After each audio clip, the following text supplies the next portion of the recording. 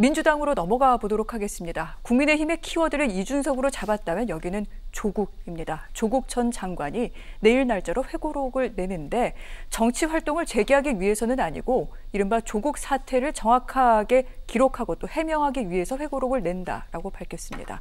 상당히 좀 시선이 많이 모아지고요. 민주당은 좀 곤혹스러워하는 모습이 역력한데 일단 이 부분부터 좀 두 분께 여쭤보도록 하겠습니다. 소장님, 네. 왜 지금입니까? 나는 잘못한 게 없어요 라는 항변으로 보여집니다. 그러니까 침묵하고 있으면 그래 우리 부부가 표창장도 위조하고 인턴 증명서도 위조하고 사모펀드도 우리 민정수석 때 투자한 거 그런 잘못을 인정하는 거야 라는 이미지를 국민들에게 줄 수 있으니 나는 그런 게 아니라 윤석열 총장이 나를 그냥 콕 집어가지고 죽이려고 했던 거예요. 이것은 윤석열 사태지 조국 사태가 아니에요. 이런 식으로 항변하려고 자기 변명하려고 이런 책을 낸 것 같은데 한심해요. 왜 이런 짓을 합니까? 지금 한창 재판 중이잖아요. 재판 중인데 저러한 책을 내가지고 자신을 변명해요? 물론 지지층에는 환호를 받겠죠. 그러니까 벌써 4만 부, 5만 부가 팔렸다고 그렇게 얘기되고 있지 않습니까? 국민을 봐야죠. 만약에 민주당이 자꾸 지금 민주당에 있는 지도부들이 이낙연, 정세균 이런 분들이 아 그래 조국 잘못하고 없는 것 같아. 조국한테 미안하고 애틋해. 이런 얘기를 하면 지금 민주당의 대선 후보 경선 때는 지지층의 환호를 받겠지만 민심은 저 사람들이죠. 지금 제대로 된 판단을 하고 있는 것인가? 라고 판단할 수밖에 없다라는 생각이 들어서 본인들에게도 안 좋아요. 저는 말씀드리고 싶은 게 뭐냐면 조국이 저런 일을 하면 할수록 민주당에는 안 좋고 진영에도 안 좋다. 그리고 빨리 조국의 늪에서 빠져나와라 라고 말씀드리고 싶은데 보세요. 조국, 내로남불, 위선, 이준석, 변화, 쇄신 이 이미지가 딱 대비돼요. 누구한테 유리합니까? 그러니까 빨리 국민의힘 쪽에서 탄핵 프레임에서 벗어나기 위해서 지난 몇 년 동안 고생한 것처럼 민주당도 조국의 늪에서 벗어나기 위해서 몇 년 동안 고생해야 되겠지만 기본적으로 대권 주자들이 자꾸 애틋한 마음, 미안한 마음 표현하면 점점 더 민심으로부터 외면받는다라고 말씀드리고 싶습니다.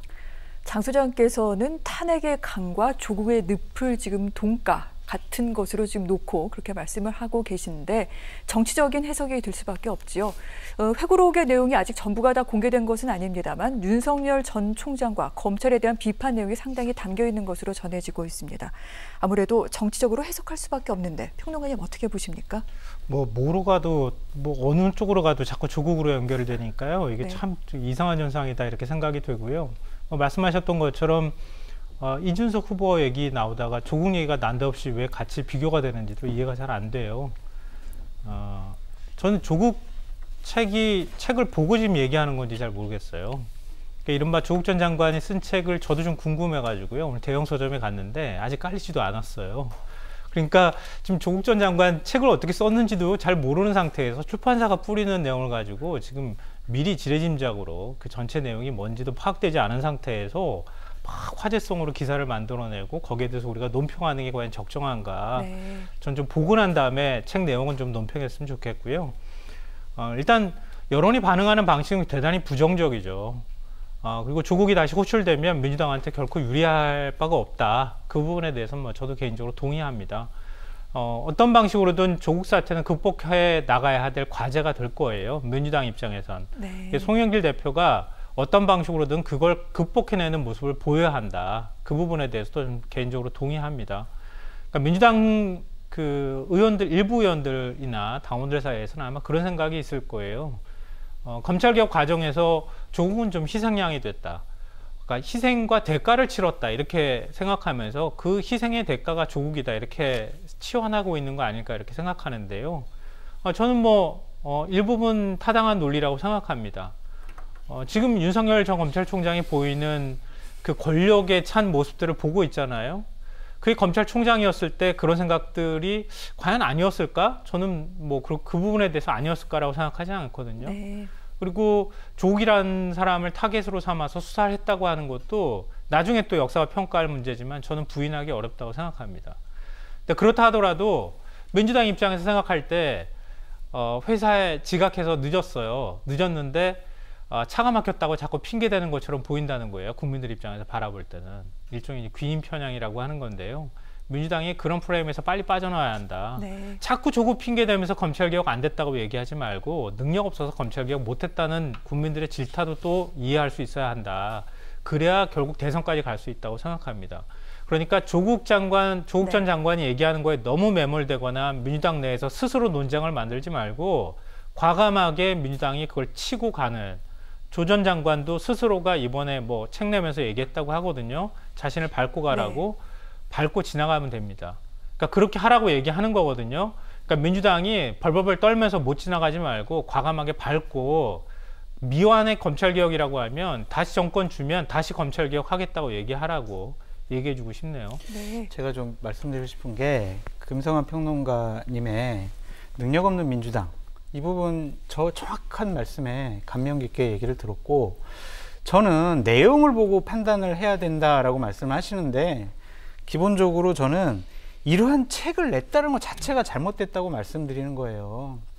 본인 때문에 나라가 반쪽이 됐고, 본인 때문에 검찰개혁이 제대로 안 되고 윤석열 총장만 키워준 그런 상황이 됐는데, 그런 것에 대한 반성 없이 무슨 자기가 뭐 우리나라 대한민국의 큰 인물처럼 조국의 시간, 이러한 책을 낸다는 것 자체가 부적절하다. 말씀드리면 최순실이 감옥에서 나는 억울하게 정치적인 탄압을 당했어요, 최순실의 시간이라는 책을 내봐요. 사람들 웃지 않겠습니까?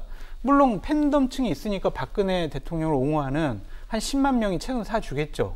근데 그게 대한민국의 미래에 맞습니까?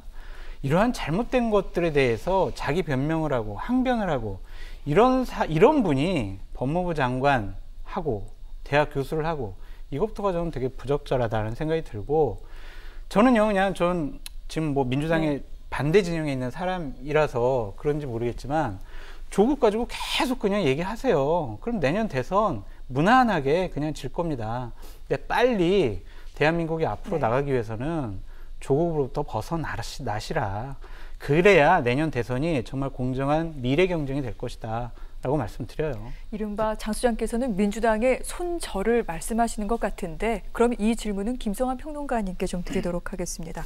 어떤 식으로든 이 부분을 한번 정리하고 넘어갈 필요가 있다라고 말씀하셨는데, 송영길 대표 오늘 기자들의 질문에는 회피했습니다만, 오는 2일에는 지금 진행하고 있는 경청 프로젝트와 관련된 보고회에서 분명히 여기에 대해 답을 해야 될 겁니다. 어떻게 민주당이 입장을 정리해야 될까요? 조국 사태 극복해야죠. 극복해야 하고요. 앞서 제가 말씀드렸던 것처럼 민주당은 다소 억울한 측면도 있을 겁니다. 검찰개혁 미완으로 지금 끝났다고 하는 것. 그리고 검찰하고 그동안에 우리나라 권력이 싸워서 이긴 적도 없어요. 제가 볼 땐. 항상 검찰이 의도하는 바대로 초기에는 수사에 협조했다가 나중에 가면 뭐 이른바 정치인들이 하는 말대로 하자면 등에 칼을 꽂거나 이런 방식으로 검찰의 생존을 도모해왔던 방식들이 여전히 반복되어 왔던 것도 사실이고요. 그런 점에서 억울한 점이 있을 수 있다고 생각합니다. 근데 아무리 그건 얘기해봐야 소용없어요. 뭐 말씀하셨던 것처럼 민주당이 능력 없어서 안 된 겁니다. 결국 미완의 과제로 남긴 것도 민주당의 책임인 거예요. 그게 집권 여당이 같이 책임져 나가야 할 수밖에 없는 과제입니다. 그리고 숙제니까요. 그걸 자꾸 남 탓하면 안 돼요. 민주당이 하지 못했다는 부분에 대해서 우리가 미완으로 끝냈다는 부분은 다시 완성해 나가겠습니다라고 얘기하면 되고요. 뭐 조 전 장관이 저한테 만약에 물어봤다고 하면 책 내지 마십시오라고 저는 얘기했을 거예요. 뭐 그런 부분에 대해서는 지적할 수 있겠지만, 예를 들면 기승전 조국이다 이렇게 가는 건 전 동의하기 어려워요. 그러니까 최소한 합리성을 가지고 비판해야 된다고 생각하는데요. 조국과 최순실을 등치한다는 것도 그러니까 최서원이라고 얘기해야 되겠죠. 그러니까 이런 방식으로 자꾸 등치해서 뭔가 정치적 효과를 노리려고 하는 것은 합리적 비판도 아니고요. 뭐 권력 실세, 비선 실세도 아니었고, 조국 전 장관이 그 정도로 뭐 관심을 가져가지고 할 만큼의 권력형 비리가 있었던 것이라고 보기도 어려워요. 자꾸 뭐 이 사모펀드 얘기다 뭐다 얘기하지만 1심 판결에서 지금 정경심 교수 판결에서 권력형 비리라고 하는 내용의 판결문에 있습니까? 그러니까 없는 사실이 마치 다 있는 사실처럼 만들어지거나 이렇게 하면 안 될 것 같고요.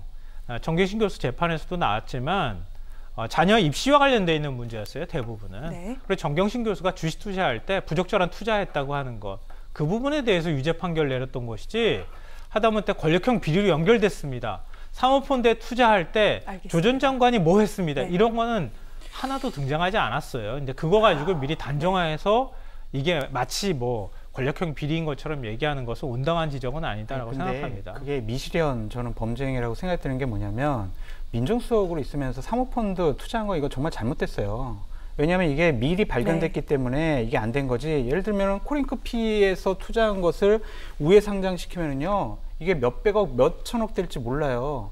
그래서 일각에서는 이거 대선 자금 마련하는 거 아니야? 그래서 사모펀드 투자한 거 아니야? 이러한 의혹도 받잖아요. 그러니까 이러한 부분 했다는 것 자체가 저는 잘못됐다고 얘기하는 거예요. 자, 그것이 이제 미리 발견돼서 수사를 통해서 발견됐기 때문에 이거에 진행이 안 된 거지. 이거 진행됐으면은요 정말 민정수석이 이런 짓 하면 안 된다. 알겠습니다.